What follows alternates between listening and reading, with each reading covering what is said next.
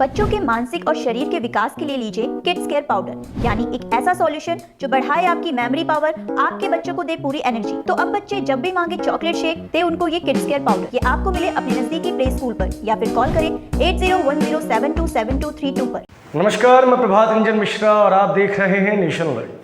Nation live की team लगातार आपके लिए नेशन लाइव की खास पेशकश keeps you healthy powered by एक्सिको आयुर्वेदा को लेकर नए नए वीडियोस लेके आ रही है, जिसमें हम कनेक्ट करते हैं हेल्थ एक्सपर्ट्स को। हमारा मानना है कि रेगुलर लाइफ के अंदर जो हेल्थ एक्सपर्ट हैं वो फिटनेस ट्रेनर्स हैं, योगा टीचर्स हैं और जो हेल्थ को लेकर एडवाइस देते हैं, जैसे न्यूट्रिशनिस्ट हो गए, फिजियोथेरेपिस्ट हो गए, वो हैं। आज हमारे साथ बहुत पुराने व्यक्ति जो 1997 से योग इंडस्ट्री में काम कर रहे हैं वो हैं योगी आनंद, इनका नाम है, और मालवीय नगर में शानदार अद्वित योगा क्लासेस ये रन करते हैं। 1997 और हम आज हैं 2021 में, बहुत लंबा अंतराल है। जो व्यक्ति मेरे बगल में बैठा है उनके पास लंबा अनुभव है और इस अनुभव से मैं जानना चाहूँगा कि स्वास्थ्य के प्रति लोगों के अंदर जो जागरूकता है वो पहले ज़्यादा थी या आज ज़्यादा है। सबसे पहले तो स्वागत है सर आपका। बहुत बहुत धन्यवाद। योगी जी, एक बहुत बड़ा सवाल उठता है कि आफ्टर कोरोना जो है ना, हमने ये देखा है कि लोगों को हेल्थ को लेके काफ़ी अवेयरनेस आ गई है, लेकिन कई लोगों का मानना है कि लोग पहले भी अवेयर थे। ऐसा नहीं है। हम जहाँ तक देख पा रहे हैं वहाँ तक ये नज़र आता है कि कोरोना के बाद चीज़ें ज़्यादा बदली हैं। आपके हिसाब से क्या है? निश्चित पूर्वक जब कोई महामारी आती है तो हेल्थ के प्रति लोग ज़्यादा जागरूक होते हैं और निश्चित पूर्वक ये जो कोरोना जो क्राइसिस आई है इस लोगों ने इससे बहुत कुछ सीखा है। कैसे अपने भीतर प्रवेश किया जाए, कैसे अपने साथ टाइम स्पेंड किया जाए, अपने परिवार के साथ टाइम स्पेंड किया जाए और अपने सेहत के प्रति जागरूक हुआ जाए। ये सारी चीज़ें इस महामारी ने सिखा दी लोगों को और लोग काफ़ी जागरूक हो चुके हैं हेल्थ के प्रति। योगा एक लीडिंग इंडस्ट्री है। आयुर्वेदा आज के टाइम में एक बहुत बड़ी इंडस्ट्री बनती जा रही है। वजह महामारी, जिसने ये चीज़ बता दी कि हमारी जो प्राचीन परंपराएं थीं उनके पास हर चीज़ का इलाज संभव है। 97 में जब आपने योगा क्लासेस शुरू की थी या जब आप योगा की पढ़ाई कर रहे थे, तब कैसी स्थिति थी योगा को लेकर और आज कैसी स्थिति है योगा को लेकर? 97 में योग के बारे में ज़्यादा लोगों को पता नहीं था और जब से बाबा रामदेव ने योग का प्रचार प्रसार करना शुरू किया टीवी चैनल के माध्यम से, तब से लोगों में जागरूकता आई है। और इसके बाद जब जो यूनाइटेड नेशंस ने इंटरनेशनल योगा डे जब से मनाना शुरू किया 21 जून को, तब से तो और भी पूरी दुनिया में इसके प्रति लोगों का आकर्षण बढ़ा है। और 97 और अब में तो काफ़ी मासिव डिफरेंस है काफ़ी। क्या आप इस चीज़ के लिए जो प्रेजेंट गवर्नमेंट है वो उसको बधाई देना चाहेंगे या आपको लगता है कि उनके एफर्ट्स हैं योगा को एक इंटरनेशनल स्टेटस दिलाने के रूप में? निश्चित पूर्वक, निस्संदेह जो भी वर्तमान सरकार है उनका बहुत बड़ा योगदान है इस योग का प्रचार प्रसार और खासकर जो विश्व स्तर पर जो इन्होंने योग को फैलाया है, इसी सरकार का सबसे बड़ा योगदान है। जब मैंने इस इंडस्ट्री की न्यूज़ करने का फैसला किया तो मैंने बहुत सारी रिसर्च की। जिम और योगा दोनों के अंदर जो व्यक्ति ट्रेनर है उसको ज्ञान की आवश्यकता है, लेकिन ये विडंबना है कि हम कई ऐसे लोगों से भी मिले जिन्होंने कहीं से 7 दिन का, 30 दिन का, 6 महीने का या किसी से देख के योग करना सीखा और आज वो योग के आधिकारिक व्यक्ति हो गए। ऐसे लोगों से क्या खतरा है समाज को, जिसने औपचारिक शिक्षा नहीं ले रखी है और वो ट्रेनर है? सिंपल सी बात ये है कि एक डॉक्टर जिसको नहीं, आपको दवाइयों का ज्ञान हो सकता है लेकिन ऐसा नहीं है कि आप दवाइयाँ रिकमेंड कर सकते हैं। सिमिलरली आपको योगा का ज्ञान हो सकता है लेकिन क्या वो व्यक्ति योगा रिकमेंड कर सकता है? आपने बहुत बुनियादी सवाल पूछा है और बहुत महत्वपूर्ण है ये। एक कहावत है, नीम हकीम खतरे जान, लिटिल नॉलेज इज डेंजरस। या जिनके पास कम जानकारी है उनसे कोई भी विद्या सीखना खतरनाक होता है, खासकर स्वास्थ्य के प्रति। और योग एक स्वास्थ्य से संबंधित है और इसी उद्देश्य के साथ हमने अद्वैत योग विद्यालय की स्थापना की थी कि टीचर्स को हम ट्रेन करेंगे और जो हमारा ट्रेडिशनल योग है, जो प्राचीन काल से योग चला आ रहा है, उस योग विद्या का प्रचार प्रसार करें और उस योग विद्या का प्रशिक्षण हम अपने संस्था अद्वैत योग विद्यालय से करें। हालांकि योगा अलायंस सर्टिफाइड कोर्सेस लोग ज़्यादा प्रेफर करते हैं, परंतु वे योग अलायंस भी हमारे जो भारतीय योग पद्धति है उसी को अपने करिकुलम में उन्होंने रखा हुआ है। तो निश्चितपूर्वक जो सर्टिफाइड है, जो विधिवत जिन्होंने शिक्षा ली हुई है योग की, उनसे ही योग सीखना हितकर है और सेफ है। आनंद जी, मैं एक चीज़ पूछना चाहूँगा, ये भी मेरी रिसर्च में सामने आया है। 97 से 2021 तक कितने लोगों को आपने योगा सिखाया और उनमें से कितने प्रतिशत लोगों ने आपसे पूछा कि आपने कहाँ से डिग्री ली है, ये बताइए। मैंने तो हजारों लोगों को योग सिखाया है और अपने भारतवर्ष में कोई नहीं पूछता है, कोई नहीं पूछता है। यही सवाल, इसी जवाब से नया सवाल, लोगों के अंदर भी जागरूकता नहीं है और कहीं ना कहीं आप लोग मात खा गए। एक प्रैक्टिशनर जो मेडिसिन का प्रैक्टिशनर है, एलोपैथिक का प्रैक्टिशनर है, डॉक्टर है, वो अपने नाम के आगे लिखता है कि MBBS, बट आप लोग नहीं लिखते हैं कि मैंने बैचलर्स इन योगा किया हुआ है या मास्टर्स की हुई है या क्या किया हुआ है। क्या ये एक बड़ी वजह नहीं है कि योग इंडस्ट्री के अंदर कुछ ऐसे लोग भी घुस गए जो योग के आधिकारिक व्यक्ति नहीं थे? बिल्कुल, ये सत्य है। जैसे कि आपने पहले बताया है कि 7 दिन का कोर्स कर लिया या 15 दिन का कोर्स कर लिया और फिर योग शिक्षक बन जाते हैं। वास्तव में वे योग शिक्षक अधूरे होते हैं, उनका ज्ञान अधूरा होता है और ख़तरनाक होता है दूसरों के लिए भी। जहाँ तक मैंने जो योग विद्या सीखी है, मैं हिमालय में जाकर 1.5 साल रहकर मैंने अपने एक गुरु से, जो प्राचीन काल से जो विद्या चली आ रही है, उस परंपरा में जो दीक्षित हैं, उनसे मैंने योग की दीक्षा ली और 1.5 साल वहाँ रहकर रिगिरस, बहुत स्टूडियस, विधिवत मैंने वहाँ शिक्षा की और 1.5 साल के बाद आकर मैंने योग सीखना शुरू किया।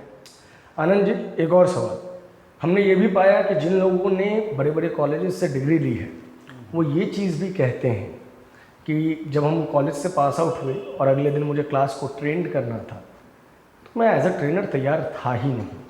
उसके बाद तो मुझे प्राइवेट इंस्टीट्यूशन के पास जाके ट्रेनिंग कैसी देनी है वो भी सीखना था। क्या ये एक बड़ी कमी ये नहीं है कि इंसान इस वजह से कोर्सेज नहीं करता क्योंकि वो सोचता है कि प्राइवेट ट्रेनिंग से सीख के मैं आगे बढ़ जाऊँगा? देखिए, कोर्स नहीं करने के कई कारण हैं। सबसे प्रथम कारण है इसकी जो फीस है, शुल्क है। कई लोग शुल्क नहीं दे पाते क्योंकि आजकल सब कुछ काफ़ी महंगी हो गई है। कोर्स का जो फीस है ज़्यादा महंगा हो गया, इस वजह से कई लोग एफर्ड नहीं कर पाते और ऐसे लोग कहीं जाकर किसी शिविर में जाकर 1 हफ्ते की शिविर अटेंड करके और योग शिक्षक बन जाते हैं, या किताब पढ़ के या YouTube देखकर प्रैक्टिस करते हैं और फिर बाद में अपने आप को योग शिक्षक घोषित कर देते हैं। तो सबसे बड़ी वजह है जो आर्थिक जो स्थिति है वो। दूसरी वजह है कि उनके वो पता नहीं है कि कौन सा योग विद्यालय है जो एक योग ट्रेडिशन को फॉलो करता है। जैसे योग आश्रम, यहाँ दिल्ली में आप खोजने जाइए कितने योग आश्रम मिलते हैं, ना के बराबर। और योग आश्रम में ही वास्तविक योग की शिक्षा मिलती है। जो थोड़े छोटे मोटे जो आजकल योगा स्टूडियोज हैं, वहाँ भी आजकल योग विद्या ट्रेडिशन दे रहे हैं, वो जो शिक्षा दे रहे हैं, या आजकल जिम में भी योगा ट्रेनिंग दे रहे हैं। हाँ, जो देखिए, ठीक है, कोरोना के बाद तो ऑलमोस्ट सभी जिम्स जो हैं वो अपने अंदर ये लिखने लग गई हैं कि हम जो है वो योगा क्लासेस प्रोवाइड करवाते हैं। सिमिलर डांस स्कूल भी जो है, डांस स्कूल्स ने भी अपने अंदर जो है वो योगा को इंट्रोड्यूस कर दिया है। अगला सवाल मैं लूँगा आपसे और इसके बाद हम इस सेगमेंट को समाप्त करेंगे और अगले सेगमेंट की तरफ मूव ऑन करेंगे। योग क्या है? क्या सिर्फ जो हम आसन करते हैं या एक्सरसाइजेस करते हैं वही योग है, या योग उसके बाद की भी दुनिया है? क्योंकि अगर आप एक आम इंसान के पास जाएं और उनसे पूछें कि भाई क्या करते हो, वो बोलेगा योगा करता हूँ, और योगा में बोलेगा मैं प्राणायाम कर लेता हूँ। प्राणायाम भी आपको बहुत कम मिलेंगे, कपालभाति या 2-4 आसन जो है वो कर लिए, लेकिन योग उसके अलावा भी बहुत है, यम नियम जैसे बहुत सारी चीज़ें हैं उसके अंदर। तो सबसे पहले मैं ये जानना चाहूँगा कि आपके नज़रिए से योग क्यों है और क्यों योग सिर्फ एक्सरसाइज तक सीमित रहे? बहुत अच्छा प्रश्न किया आपने, धन्यवाद। आपने दूसरी बार मुझे कॉम्प्लीमेंट दिया है एक इंटरव्यू में। आपका स्वागत है। सबसे पहली बात, योग एक दर्शन है, एक जीवन जीने की कला है। हमारे भारतीय साहित्य में, भारतीय संस्कृति में 6 दर्शन के बारे में चर्चा है। पहला है न्याय, दूसरा है वैशेषिक, तीसरा है मीमांसा, फिर है सांख्य, योग 5वां, और छठा है वेदांत। ये 6 दर्शन हैं जिसको हम षड दर्शन कहते हैं, उनमें से एक है योग। ठीक है। और जितने भी दर्शन होते हैं वो एक विजन होता है, एक कला होती है। कहते हैं ना, जैसा दर्शन वैसा जीवन। जी बिल्कुल। जैसा हम देखते हैं चीज़ों को, उसी प्रकार हमारा जीवन होता है। तो योग एक देखने की कला है। और योग दर्शन में कई योगाचार्य हुए हैं जो पायोनियर्स होते हुए हैं योग के, जिन्होंने अलग अलग परिभाषा भी दी है योग की। जैसे महर्षि पतंजलि का सबसे पहले नाम आता है। उन्होंने अष्टांग योग दर्शन के प्रणेता है वे, और इसके बारे में बताया है। उन्होंने योग की परिभाषा की है योगस चित्त वृत्ति निरोधा, मतलब योग चित्त की वृत्तियों का निरोध है। मतलब आपके माइंड की जो 5 वृत्तियां हैं, जब वो शांत हो जाती हैं तब योग होता है। और फिर कहते हैं तदा द्रष्टु स्वरूपे अवस्थान, जब आपके चित्त की वृत्तियों का निरोध हो जाता है तब दृष्टा का अपने स्वरूप में अवस्थान होता है। मतलब हम अपने रियल फॉर्म में आते हैं, अपने रियल नेचर में आते हैं, जिसको हम स्व कहते हैं। स्व में स्थित होना ही स्वस्थ होना है। कहते हैं स्वास्थ्य, स्व में स्थित होना, स्वस्थ होना है, और वही योग है। स्व क्या है? हमारा जो स्वभाव है, जो निर्मल स्वभाव है, जो सच्चित आनंद स्वभाव है। हमेशा हमें आनंदित रहना चाहिए, हमेशा हमें प्रज्ञावान होना चाहिए, हमें हमेशा निर्विकार होना चाहिए। ये हमारा स्वभाव है। और जो निर्विकार की स्थिति में रहेगा, जो निर्मल स्थिति में रहेगा, निश्चित रूप से उसका स्वास्थ्य अच्छा होगा। और महर्षि पतंजलि ने इसलिए बताया कि अपने स्व में स्थित हो जाओ, योग हो गया। और वही भगवान कृष्ण की बात करें, क्योंकि गीता में योग के बारे में काफी कुछ वर्णन है। तो भगवान कृष्ण ने गीता में जो योग की परिभाषा की है, उन्होंने कहा है समत्वम योग उच्यते। समत्वम, समता, इक्विनिमिटी योग कहा जाता है, इक्विनिमिटी को। फिर दूसरी जगह भगवान कृष्ण कहते हैं योग कर्मसु कौशलम, अर्थात perfection in action is yoga. कर्म में कुशलता, आप जो भी काम कर रहे हैं, चाहे आप राजनीति में हैं, चाहे आप अभिनय में हैं, चाहे आप किसी व्यवसाय में हैं, या किसी भी क्षेत्र में आप हैं, या मीडिया में आप हैं, तो आप अपने काम को दक्षता के साथ करते हैं। इसका मतलब कि आप एक योगाभ्यासी हैं, आप एक योगी हैं। और भगवान कृष्ण ने इसलिए अर्जुन को बोला तपस्विभ्योऽधिको योगी कर्मे भ्रष्टामतोऽधिकः ज्ञाने भ्रष्टाधिको योगी तस्माद् योगी भव अर्जुन। भगवान कृष्ण ने गीता में कहा है तपस्वियों से भी श्रेष्ठ योगी होता है, और ज्ञानियों से भी श्रेष्ठ योगी होता है, और तथाकथित कर्म करने वाले से भी श्रेष्ठ योगी होता है। हे अर्जुन, इसलिए तू योगी बन। योगी का मतलब नहीं है कि बस बन लिया और दाढ़ी बाल बढ़ा लिए और धुनी रवा ली और योगी, वे योगी नहीं होते। वास्तविक योगी है आप अपने कार्य को कितनी दक्षता के साथ, कितने होल हार्टेडली करते हैं। आप किसी भी काम को जब पूरे माइंडफुलनेस के साथ करेंगे, पूरी एनर्जी, पूरे होल हार्टेडनेस के साथ करेंगे, उसमें परफेक्शन आता है, और उसकी क्वालिटी बहुत ही उम्दा क्वालिटी होती है। और भगवान कृष्ण ने योग इसी को बोला है। तो योग का जो अगर हम एक लाइन में हम परिभाषित करें तो योग है जुड़ना और एक होना, अपने लक्ष्य के साथ एक होना। योग शब्द युज धातु से बना है, जो कि संस्कृत शब्द है। युज का अर्थ होता है जुड़ना, टू योग, टू ज्वाइन, टू यूनाइट जी। और आप जब आत्मा का परमात्मा से जुड़ना होता है उसको योग कहते हैं। बहुत। और अगर हम स्वस्थ से भी जुड़ते हैं ये भी योग होता है। आत्मा से परमात्मा का जुड़ना और स्वस्थ से जुड़ना। एक चीज़ और हमारी स्टडी में बहुत अच्छा है कि मैं ये मानता हूँ कि अगर योग का प्रचार प्रसार ढंग से हो जाए तो इस देश की बहुत सारी ऐसी चीज़ें हैं जो ना हो, जिसमें सबसे पहली चीज़ मैं कहूँगा बलात्कार। क्योंकि योगी बनना ब्रह्मचर्य के पालन करने का भी, ब्रह्मचर्य के पालन करना भी सिखाता है। बिल्कुल। मैं ये मानता हूँ कि अगर हम एक मास अवेयरनेस कैंपेन लॉन्च करें और योग को घर घर तक पहुँचाएं तो हो सकता है कि हमारी जो नैतिक शिक्षा तो आज गिर गई है वो ऊंची उठेगी और समाज में जो कुरीतियाँ हैं वो समाप्त होगी। आपने एक बड़ा अच्छा जो है बातचीत बताई कि कृष्ण के नज़रिए से योग क्या है, और इस वाले सेगमेंट को हम यही समाप्त कर रहे हैं। हम आगे आपसे ज़रूर मिलेंगे और बात करेंगे, लेकिन फिलहाल मैं आपके बारे में जानना चाहूँगा कि अद्वैत योगा स्कूल है क्या और आप लोग क्या कार्य कर रहे हैं। बिल्कुल, ये अद्वैत योगा स्कूल आपने इसमें देखा होगा, to impart yoga, mindfulness, spirituality and global oneness. हमारा ध्येय यही है, हमारा मिशन यही है कि योग और माइंडफुलनेस, स्पिरिचुअल अवेकनिंग और एक ग्लोबल वननेस जो है जिसको हम अद्वैत कहते हैं। अद्वैत का मतलब है एकत्व, जहाँ नॉन डुअलिटी है, हम सब एक हैं, एक फ्रैटर्निटी, एक ग्लोबल कॉन्शसनेस। इसमें कोई डिस्क्रिमिनेशन नहीं, कोई किसी से कोई धार्मिक गतिरोध नहीं। एक योग एक सेकुलर चीज़ है और हर धर्म के लोग, हर जाति के लोग, हर मजहब के लोग, हर देश के लोग इसको अडॉप्ट कर रहे हैं। ठीक है, तो हमारा उद्देश्य यही है कि अद्वैत योग विद्यालय के द्वारा जो वास्तविक योग है, जो ट्रेडिशनल, जो रियल योग है, ऑथेंटिक योग है, उसका प्रचार प्रसार हो और वास्तविक योग है सबके साथ एक समरसता, एक अद्वैत का भाव रखना, जिससे ये पूरी मानव जाति स्वस्थ हो सकती है, समृद्ध हो सकती है और इसी धरती को हम स्वर्ग बना सकते हैं। बहुत बढ़िया, बहुत बढ़िया। आनंद जी, आखिरी सवाल यही लूँगा मैं, बहुत सारे बच्चे भी हमारे इस वीडियो को देखेंगे। योगा अगर एज अ करियर किसी को चूज़ करना हो तो उसे किन समस्याओं के लिए तैयार रहना चाहिए और क्या फाइनेंशियल मॉडल है इसका, जिससे इंसान, क्योंकि अंत में हर व्यक्ति को अपना घर चलाना है। दर्शन बहुत अच्छी चीज़ होती है लेकिन हमें रियलिटी के ऊपर भी बात करनी चाहिए, तो किस तरीके की चीज़ों के लिए वो तैयार है? देखिए, जो सरकारी संस्थान है वहाँ योग शिक्षण का शुल्क बहुत कम होता है, लेकिन जो प्राइवेट संस्थान होते हैं वहाँ पर निश्चित पूर्वक काफ़ी खर्चे जो होते हैं, जो हमें इसी प्रकार हमें रिगेन करना होता है, इसलिए जो प्राइवेट संस्थान है उनकी फीस थोड़ी बड़ी होती है। तो जिनके पास आर्थिक कमजोरी है वो सरकारी संस्थान जैसे जो यहाँ दिल्ली में ही है मोरारजी देसाई, वहाँ एनरोल कर सकते हैं।